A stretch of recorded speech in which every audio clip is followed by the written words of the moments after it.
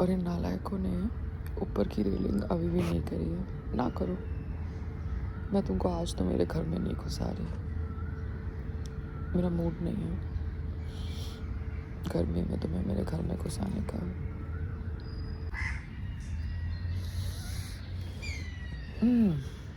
I came home yesterday late because ये treatment को 4-5 घंटे लगते हैं. It's called protein filler treatment. या it's called that.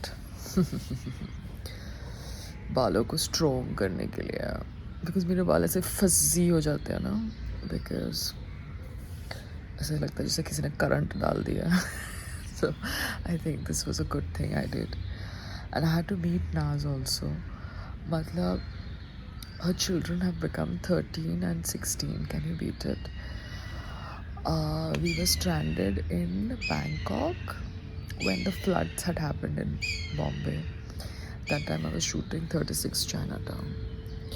So I know her from that time. We had gone out partying.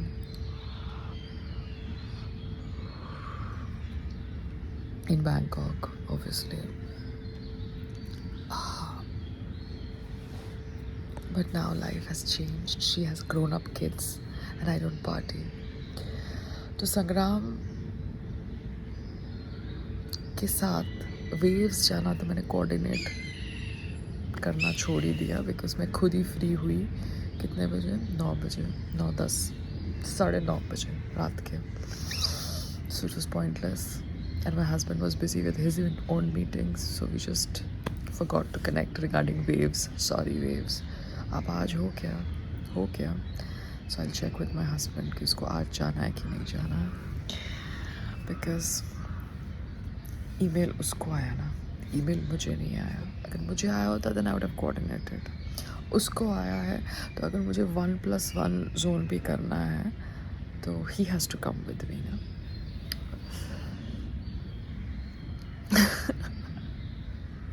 पागल, क्या करना पड़ता है. Yesterday I was telling Naz this only कि setup A grade होना चाहिए. Then one is even ready to work for lesser price.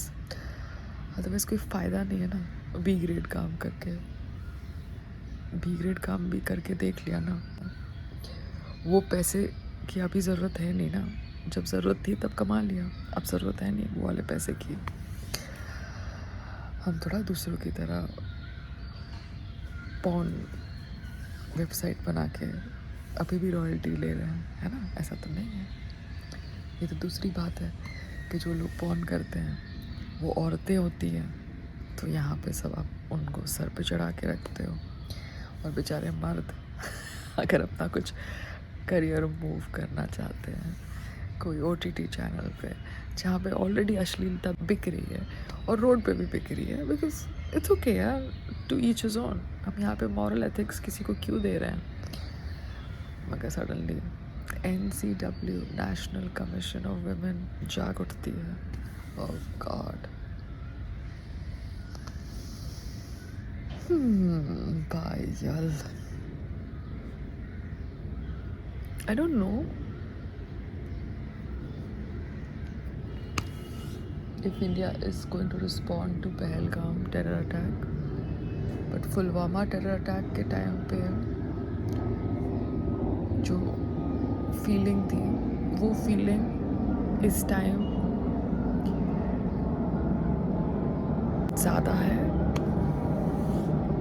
क्योंकि this was not expected. आपने कहा कि आर्टिकल 370 निकलने के बाद जम्मू में टेरर नहीं होगा, कश्मीर में टेरर नहीं होगा, मगर अगर आर्टिकल 370 निकलने के बाद भी इन्फिल्ट्रेशन हो रही है तो कहीं ना कहीं आपको इस इशू को ख़त्म करना है ना.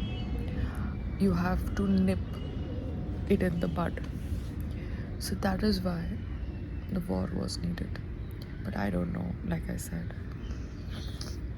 Because 1 महीने के बाद, 1 साल के बाद, 6 महीने के बाद फिर से कोई ट्रैवल एजेंट कनेक्शन आ जाएगा और वो ट्रैवल एजेंट कनेक्शन की वजह से ऐसा कोई हादसा हो सकता है ना. तो कश्मीर को आपको अगर कंटिन्यूसली पुश करना है as a safe state and article 370 के बाद वहाँ पे सुख शांति है, then you have to figure out a solution for this travel agency वाला infiltration जो हो रहा है, because the Muslims in India will have connections with Pakistanis in Pakistan, because that's the way it is. Pakistan was a part of Bharat before 1947. Trump, आपकी history तो मुझसे भी ख़राब है. मतलब कश्मीर का मुद्दा 1947 के पहले था ही नहीं, बिकॉज कश्मीर अपना जी रहा था, ठीक है. उसको चूज़ नहीं करना था पाकिस्तान और इंडिया के बीच में. मगर I think Trump was overworked, so he thinks सारे इश्यूज़ 1500 साल पुराने हैं.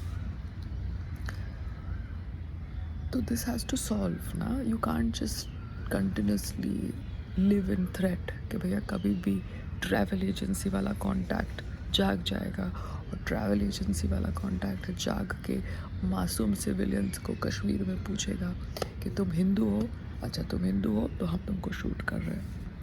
यू कांट डू दैट ना. So you have to sort this out, Modi ji. No offence, but you have to sort this out.